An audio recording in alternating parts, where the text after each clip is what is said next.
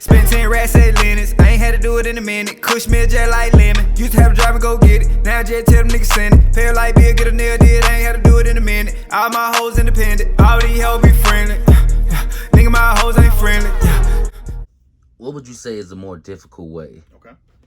when it comes to education? Mhm. Because me, for myself, as well as you, went to school, let's say on campus. Okay. But as I'm aware of it, you're also, even though you just graduated as well, Yeah. Yep, I did. you're back in school now. I am. Yep. Okay, because I'm aware of the fact that you've done both Mhm. in school and online. Yeah. Okay, would you say, which one would you say is a more difficult way as far as learning? Because not everybody's going to go home, put on a class lesson and just learn. Yeah. For me, I had to find the medium of what works for me. And this whole new thing of online learning is difficult for me to adjust to as well, because I'm used to driving in my car to campus, sitting in the class, and actually having face-to-face interactions with people.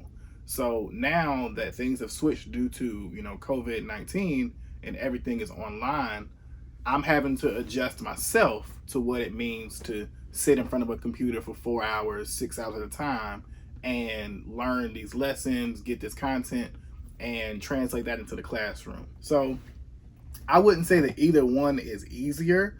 I think you just have to find out what works for you. True. Still speaking on the college tip. How was it in college for you? You got any wild stories that you can share with us? College was just off of saying that, it kind of seems like you got a few. My time at Bethune-Cookman University was amazing.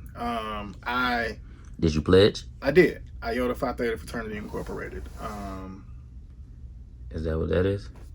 This is something separate. We'll talk about that in a second. But so my time at Bethune-Cookman was honestly eye-opening, right? Because like I said, I grew up in a 2-parent household, college-educated parents, and we were kind of very sheltered. So you get to college and it's wide open. You know what I mean? You're 18, you got your own car, you got a part-time job or whatever, you living on campus, off campus, whatever the case may be. But it's a melting pot. I had people from Haiti, the islands, California, Arizona, New York City, Texas, Mississippi, all on one campus together, 18, 19, 20, 21. So sometime up to 30. Right? Because and some of the students I went to campus with were older than that, because they're going back to school now to finish a bachelor's or a master's or whatever the case may be.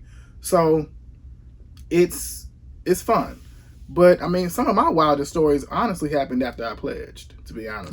Yeah, because like I said, I was the kid that once I got to campus, like I was into reading books and writing poetry and arts and music and all of that kind of stuff. Like I wasn't big into sports and popular with the girls, so I kind of really stuck to myself and was a loner for a little bit. You know what I mean? And it wasn't until my fraternity brothers got with me and they were like, "Nah, man, you keep doing you, but come with us, come chill with us." And they kind of opened my eyes to, oh, I can be who I am and still be a part of a brotherhood. And that's kind of, once I got around them and kind of got to loosen up a little bit and have some fun, that's when the wild and crazy stories started happening. So, all right, you said you're gonna explain your piece to me. Yeah. So, another one of the reasons. You mind if I see it? Yeah. Okay. So it's an African ankh, and I'm gonna come up with what was something that I want to ask you how you feel about. But go ahead. So the reason why I wear the ankh now is honestly because of my time at Bethune-Cookman. I took a course with a professor by the name of Dr. Annette Kashif. She taught an African studies course, right? So she was teaching us not only about Black history, but about African history. So stretching back further than slavery. And one of the things that we would talk about is what the ankh symbolizes: life, fertility, resurrection, reconnection with the past, and bringing it into the future, and just the whole male female energy all in one. So it represents many different things, but it's an old African symbol. Okay. But just that connection of, learning my history made me want to wear pieces like this that represent who we are as Black people. I asked that because I noticed a lot of celebrities, artists, etc. Mm-hmm. I guarantee you'll see a lot of iced out symbols of those. Mm-hmm. But I guarantee the history and the art of what's really behind it. Right. I guarantee there's not much. It's hardly known much.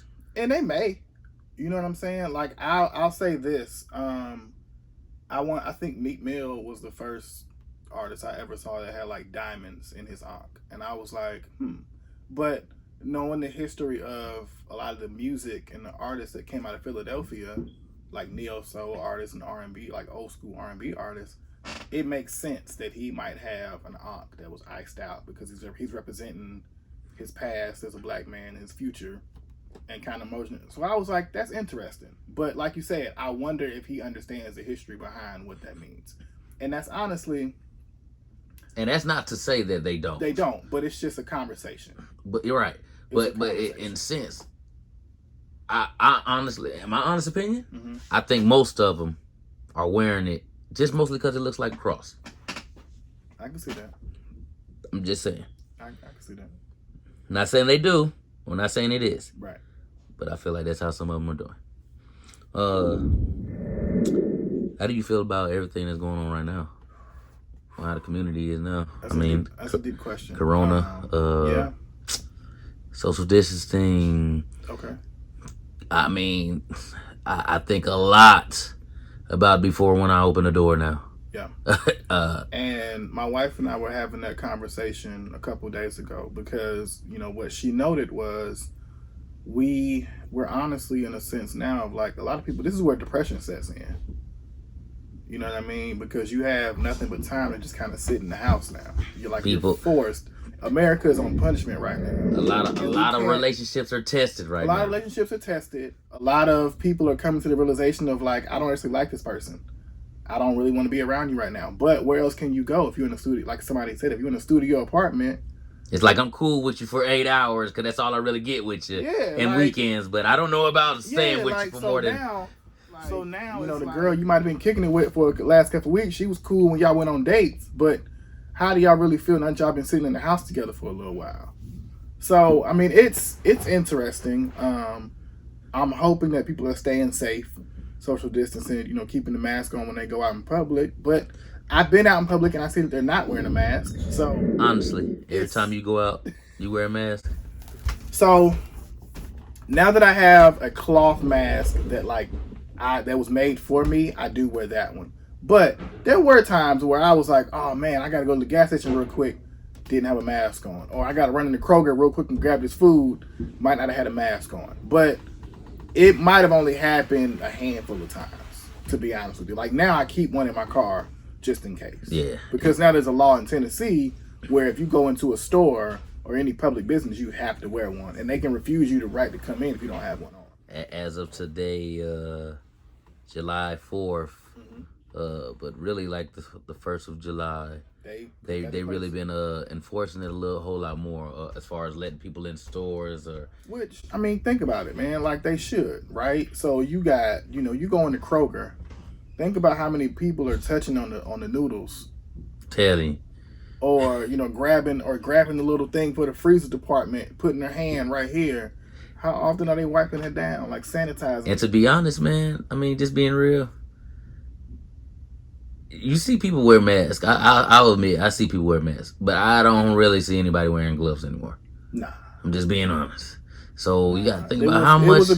It was a big push. It was a big push for those at gas stations, because hundreds of thousands of people are touching this little gas nozzle. So I remember I think we were headed down to Georgia, and we stopped at a BP or somewhere like that, and they had a little they were giving out gloves and at the gas station. But nah, I don't see a whole lot of glove wearing, to be honest with you. Left pocket, I got hundreds. Right pocket full of them 50. Jet for the bitch for 50. Fuck her real quick, that's quickie. Say she ain't drunk, she ain't tilted. And I got blues on me now like Nelson. I'm just thinking back reminiscing. Nah, I ain't had to do it in a minute. I ain't been a fool in a minute.